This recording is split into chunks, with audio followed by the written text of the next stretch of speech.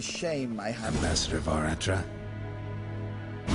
Yennefer suggested I ask you about current events, the war and so on. Of course. The Emperor's servants should keep no secrets from each other. If you will, let us approach the map.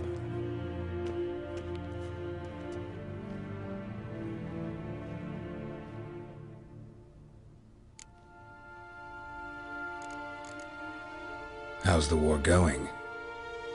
I mean, apart from the fact that Nilfgaard's triumph is imminent. I assume this to be a private conversation.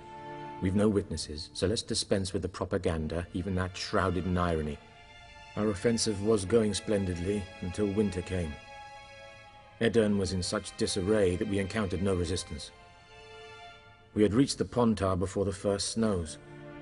Only a weakened Kedwen remained, and Radovid's Redania, which had ignored the rest of the North's pleas for help. We thought they'd sue for peace, perhaps even submit to vassalization.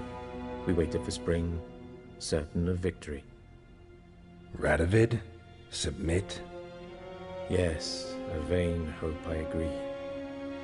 Radovid sent no peace envoys, nor did he advance on our positions.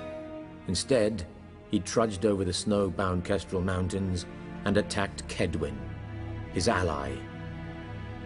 This attack took the Kedweni by surprise. They were still mourning the loss of their king. Rudderless and dejected, they laid down their arms after a few lost skirmishes and joined Radovid. And so by spring, instead of 2 weak enemies, we had only one powerful one.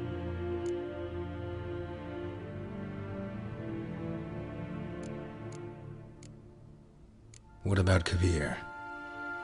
Kavir values its neutrality, enough not to lend its armies, or more importantly, even its coin to either side. Returning to the war, this spring there was a massive battle in the marshes of Velen. Massive, yet indecisive. Both sides suffered enormous losses, unprecedented even. Radovid has retreated across the Pontar. He's safe for now, until reinforcements arrive from the south. Then Emperor Emir Var Emrys will deal with him once and for all. Couldn't you just go home? Save everyone a lot of marching, not to mention a few human lives. I'm afraid the stakes are too high to fold now. We can only go all in. How do things look in Velen? As bad as ever, perhaps worse. This land never flowed with milk and honey, and now it flows with blood. Armies have swept through it several times, trampling fields, looting granaries, burning villages. Famine grips the populace. So how's ruling that earthly paradise going for you?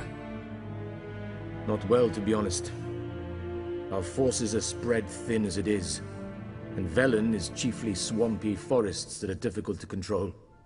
We've had several patrols never return to their camps. Thus, we've temporarily delegated authority in this region to a certain Nordling, a former low-ranking officer in the Temerian army, one Philip Strenger, better known by his nom de guerre, the Bloody Baron. I advise you well, avoid him.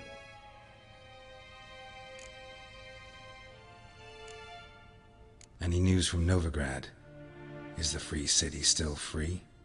Yes, although everyone knows this won't last. Radovid is in Oxenfurt, and the Emperor is here in Vizima, at Novigrad's doorstep, both. And both require coin and ships. Novigrad can provide these. Which is why the mood in the city is rather, well, on edge. Meaning? How do men deal with fear? They seek reassurance and scapegoats. The Church of the Eternal Fire understands this perfectly, and so it promises to improve the lives of its flock by pointing out the guilty. Who started the war? Who profits from it? Why, it's obvious. Mages, elves, dwarves, in a word, any and all deviants. I've been stationed in Novigrad for 13 years. First as a consul, Then as ambassador, I've seen a great deal. Cruelty, cynicism, greed. But what is happening there now concerns me greatly.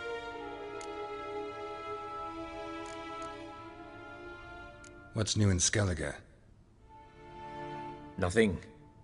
The islanders pride themselves on that, don't they? Doing everything according to tradition, as their forefathers did.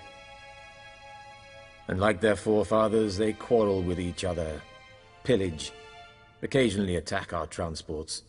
This is cumbersome, but nothing more.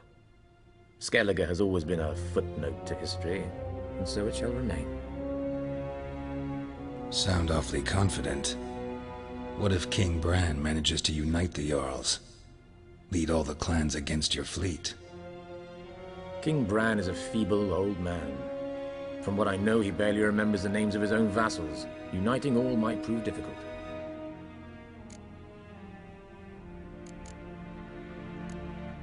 Thanks for your help.